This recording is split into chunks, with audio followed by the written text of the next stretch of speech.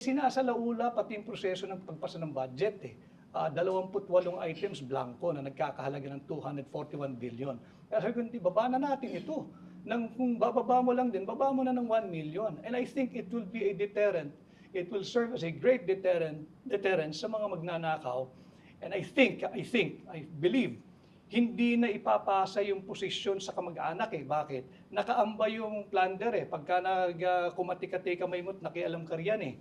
And then after that, I was saying, and I'm still advocating for it, balik natin yung death penalty doon sa lahat ng makakasuhan at mapapatunayan na guilty sa kasong plunder. Nang sa ganun, hindi mo na pag-aari yung pwesto. Bakit? Hindi mo naman siguro gustong mabitay yung anak mo, yung asawa mo, yung mga sino pa sumunod sa'yo. Dahil wag mo nang pakalaman yung pera ng gobyerno. Yung death penalty, isang pinakamalaking hindrance dyan.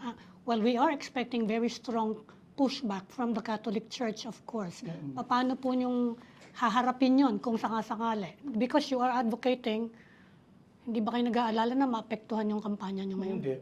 Dahil sinasabi ko lang naman yung totoo at nararamdaman ng ordinaryong Pilipino. Sinasabi sa banal na kasulatan namin, huwag kang magnakaw. Hindi naman sinabi na huwag kang magnakaw at huwag mong paabutin ng 50 million. Ang pagnanakaw ay pagnanakaw. Whether isang sentimo o 50 million. Simple lang naman yung Biblia eh.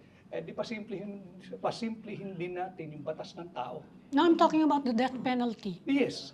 O huwag kang magnakaw and then yung death penalty isunod natin. Dahil kada pisong ninanakaw, kinabukasan ng batang Pilipino ninanakaw din eh. Kada pera na linalabas natin sa budget na ninanakaw, ilang bibigyan hindi nakakakain ng tama. Yun ang ating labanan. Let's get real.